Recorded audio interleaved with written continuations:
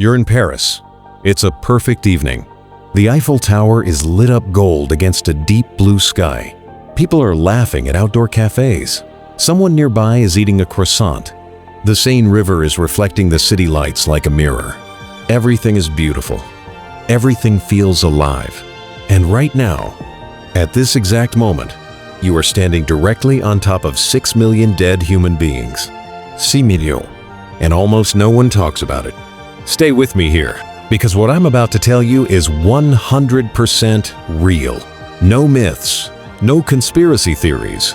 This is documented history, and it is genuinely one of the most wild, most haunting, and most overlooked stories that has ever come out of any city, anywhere in the world.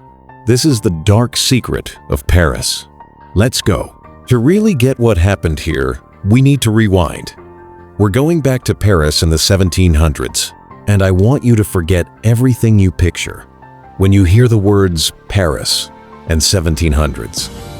Forget the romance, forget the art, forget the elegant people in fancy clothes sipping wine by candlelight, because the real Paris in the 1700s, it was a nightmare. By the mid-1700s, Paris was home to somewhere around 600,000 people.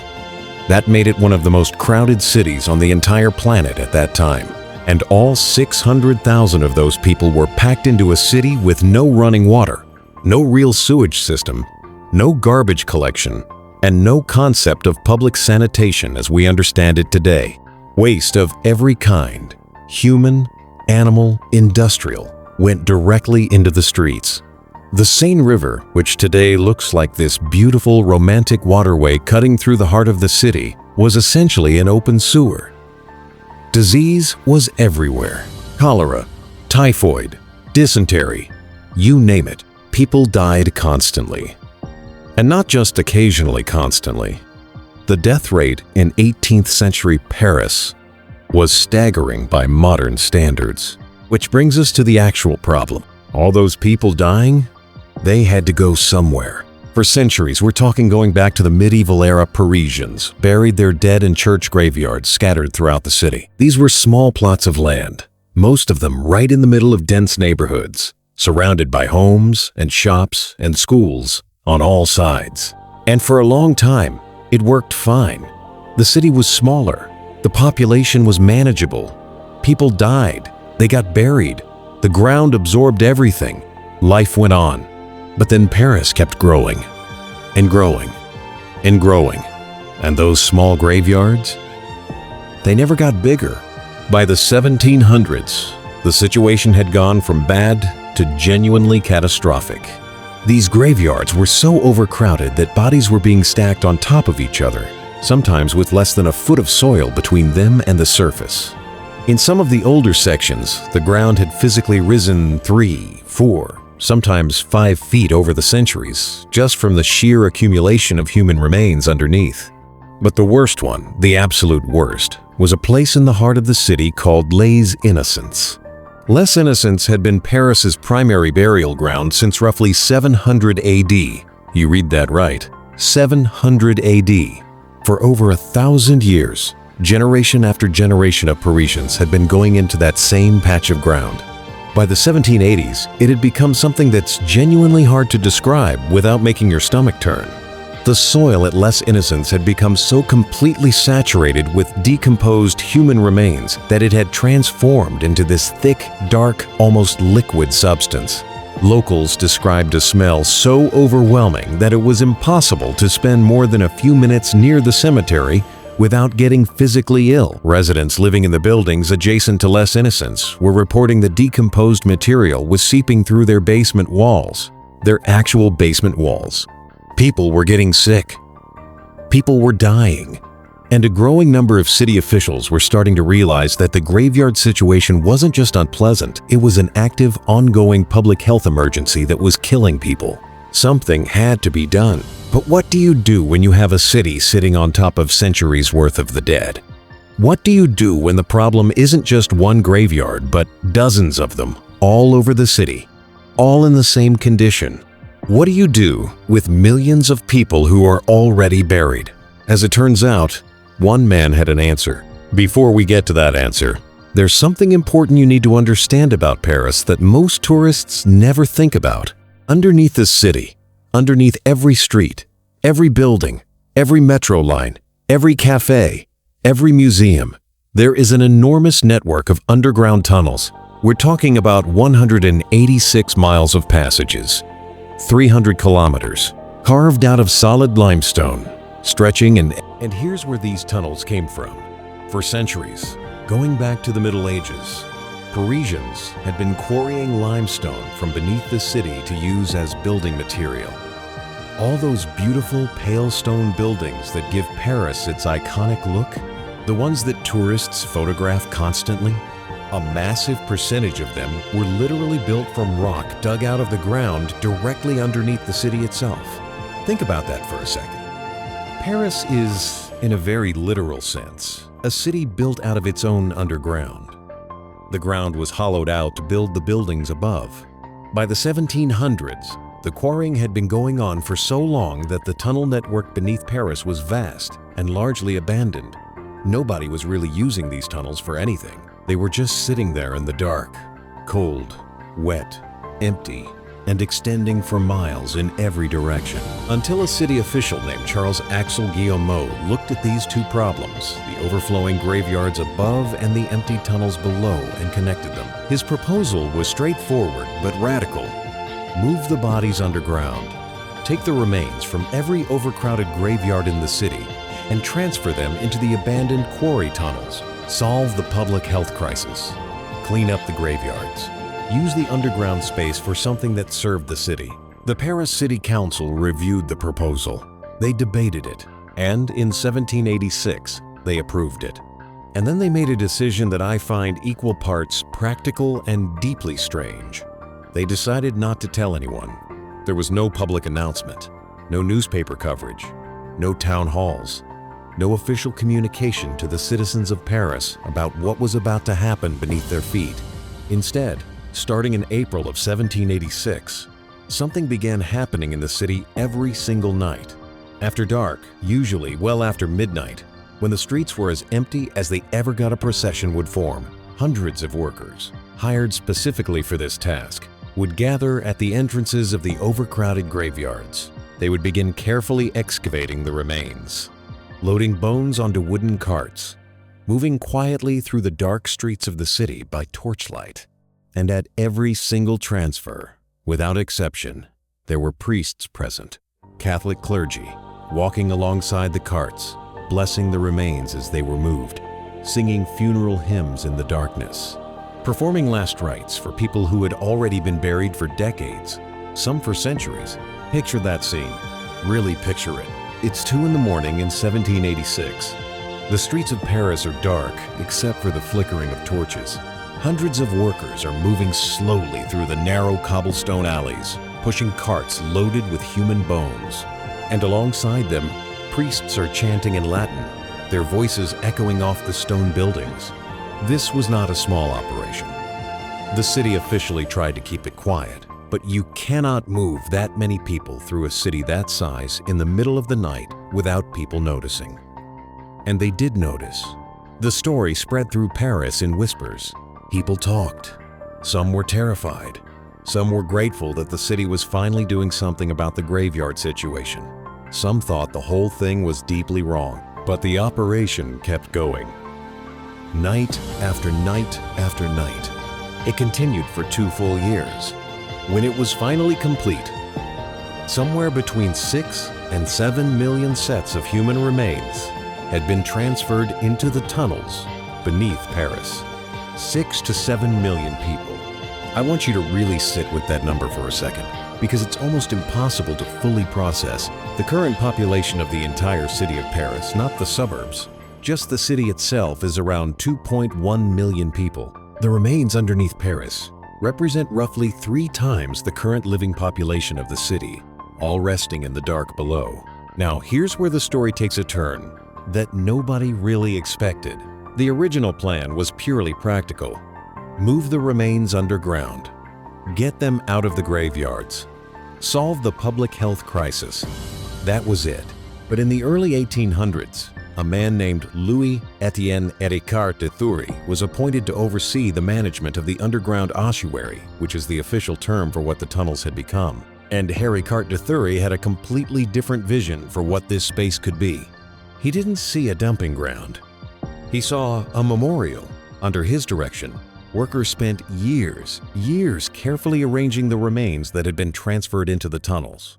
Skulls were lined up in neat, precise rows along the tunnel walls. Femur bones were stacked in careful, almost architectural formations. Workers created elaborate patterns, crosses, arches, columns made entirely out of human bones, stretching for hundreds. The result was something that even today, more than 2 centuries later, is genuinely difficult to describe. It's not exactly beautiful. It's not exactly horrifying. It's something in between that doesn't have a clean word in English. And then Ricard de Thury did something that surprised everyone. In 1809, he opened it to the public. Wealthy Parisians could book private tours of the ossuary by candlelight. Small groups would descend into the tunnels, moving through corridors lined with the carefully arranged remains of millions of their ancestors, guided by flickering candle flame. It became fashionable, genuinely, unironically fashionable. The kind of thing that the Parisian elite would do for entertainment.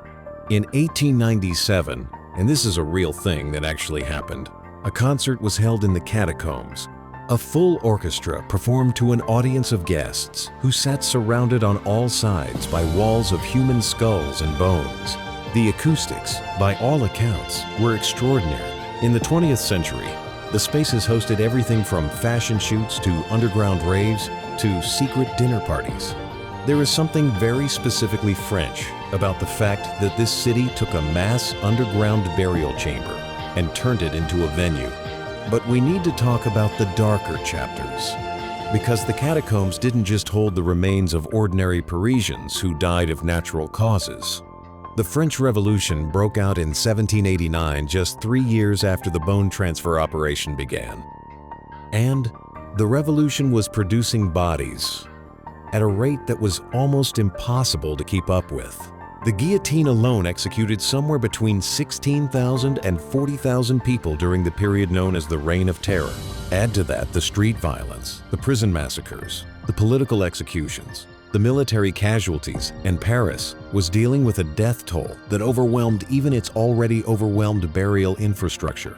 A significant number of those remains ended up in the catacombs. And here's the part that really gets me.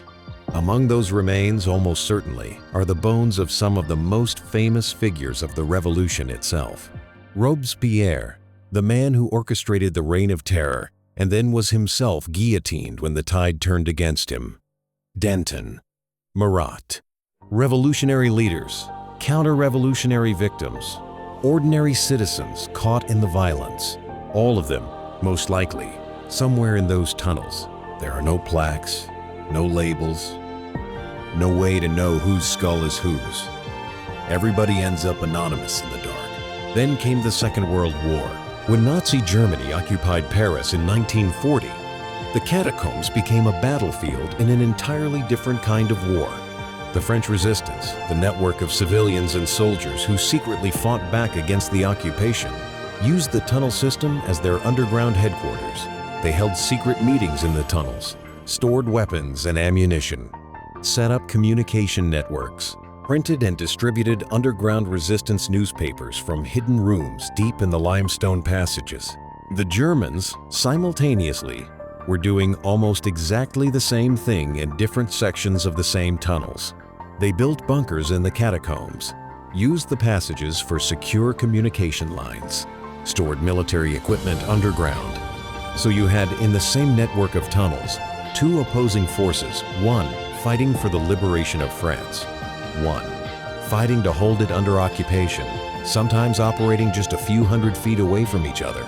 In the dark, beneath the city they were both fighting over. If that's not cinematic enough for you, I don't know what is. Here is the fact about the Paris catacombs that most people don't know. The fact that once you learn it, completely changes the way you think about everything I've told you so far. Of those 186 miles of underground tunnels beneath Paris, only about 1.5 miles are open to the public. 1.5 miles. out of 186. The other 184 miles are officially sealed off, forbidden, off limits to the public since 1955, when the city government passed a formal ban on unauthorized entry. Now, the official explanation is safety. And to be fair, the tunnels genuinely are dangerous. Sections of the ceiling are unstable. Flooding happens. Some passages dead-end in ways that could leave an unprepared person hopelessly lost. These are real concerns. But here's what raises eyebrows.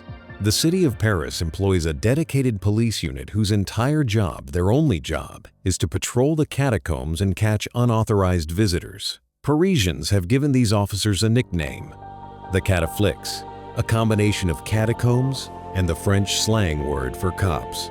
A dedicated police force for tunnels that are officially just abandoned and unsafe. And then there's the mapping issue. The city of Paris officially acknowledges openly, on the record, that significant sections of the tunnel system have never been fully explored or documented. After more than 2 centuries, in one of the most studied, most analyzed, most historically documented cities on Earth, why are there still unmapped tunnels under Paris? And what's in them? In 2004, a team of police officers conducting a routine patrol of the restricted sections of the catacombs made a discovery that ended up in news outlets around the world. Deep in the tunnels, in a large underground cavern that had no business being used for anything, they found a fully operational cinema. Not a storage room with some old equipment. A cinema. A working cinema with a large projection screen, professional projection equipment, a curated collection of films, full electrical wiring, a bar stocked with drinks, a functioning restaurant with a kitchen, and perhaps most remarkably, a working telephone line connected to the surface. Someone had built this. Someone had run electrical cables down into the tunnels. Someone had installed plumbing. Someone had been operating this underground cinema potentially for years, and nobody above ground had any idea it was happening. The police cordoned off the area and called for technical experts to come and examine everything more closely. They came back 3 days later. The cinema was gone. Every piece of equipment, every bottle behind the bar, every cable, all of it had been removed. Completely. Cleanly. As if it had never been there. The only thing left behind was a single handwritten note. It said, "Do not try to find us." Nobody was ever identified. Nobody was ever charged. The people who built and operated that underground cinema remain completely unknown to this day, which brings us to the Cataphiles. The Cataphiles are a subculture, hundreds of members, possibly thousands, who have been illegally exploring the restricted sections of the Paris catacombs for decades. They have their own name for the tunnels, les carrières, the quarries. They have their own slang, their own traditions, their own internal community structure, and they have their own maps, hand-drawn maps of the tunnel system, passed between Cataphile community members that are significantly more detailed and comprehensive than anything the city of Paris has officially published. Maps that show passages and chambers, and rooms that do not appear on any official document. Deep in the forbidden sections of the tunnels, Cataphiles have created what amounts to a parallel underground world. There are rooms that have been decorated over decades, elaborate murals covering the limestone walls, sculptures carved directly from the rock, furniture hauled down through hidden entrance shafts. There are gathering spaces where underground parties have been happening for 30, 40 years. Some members of the Cataphile community have been exploring these tunnels for their entire adult lives. They describe passages that, as far as they know, no city official has ever walked through. Chambers that have never appeared in any documentation. Parts of the underground that exist in a kind of historical blind spot. Real physical spaces under one of the most visited cities on Earth that the outside world simply doesn't know about. The thing that gets me about the Cataphiles isn't that they're breaking the rules. It's what their existence implies. These are smart, dedicated, passionate people who have devoted enormous amounts of time and energy to exploring this space. And after all those decades, they still haven't seen all of it. 184 miles of tunnels. Decades of exploration by people who know the system better than almost anyone. And there are still sections they haven't reached. What is in those sections? That question does not have an answer. And somehow, that makes it more unsettling, not less. I want to zoom out for a second. because I think there's something worth sitting with here that goes beyond just the history.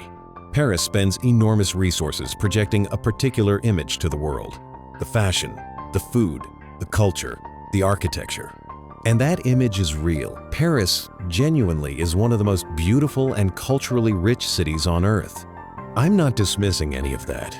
But cities, like people, are not only what they present on the surface. The history we've walked through today, the secret midnight bone transfers, the revolutionary executions, the wartime tunnels, the forbidden zones, the underground worlds that exist completely outside of official knowledge, all of that is Paris too. It's as much a part of what Paris is as the Eiffel Tower or the Louvre. And I think there's something genuinely valuable about confronting that. We live in an era where almost everything gets sanitized.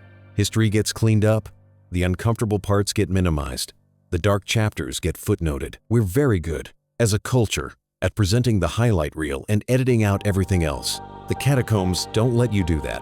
You can walk into those tunnels, the 1.5 miles that are open to the public, and stand in a corridor lined floor to ceiling with the skulls and bones of 6 million human beings, and feel, in a very physical, immediate, impossible to intellectualize way, the full weight of what it means to be alive, the full weight of how many people have come before, the full weight of what a city actually is, not just the buildings and the culture and the living people, but the accumulated centuries of everyone who made it what it is.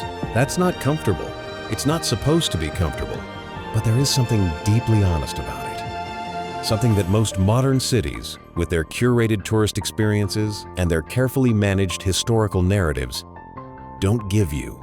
Paris, whether it meant to or not, built something that tells the truth. So the next time you see Paris in a movie, or a travel photo, or a romantic scene in a TV show, hold that image for a second, and then think about what's underneath it. 6 million people, 1,000 years of history, 186 miles of tunnels, most of them sealed off, most of them unmapped, most of them sitting in complete darkness right now as you watch this. A secret cinema that appeared and disappeared without a trace. A note that said, "Do not try to find us." An underground world that has been building quietly and invisibly beneath one of the most famous cities on Earth for centuries. The city of love, the city of light, built on top of its dead. That's the story. If this hit different than your average history video, drop a comment. I genuinely want to know what you think about this one. Would you go into the restricted tunnels if you had the chance? Not the tourist section, the real tunnels. The 184 miles. Because honestly, I don't know what my answer is. Hit subscribe if you want more of this. New video coming soon. And until then,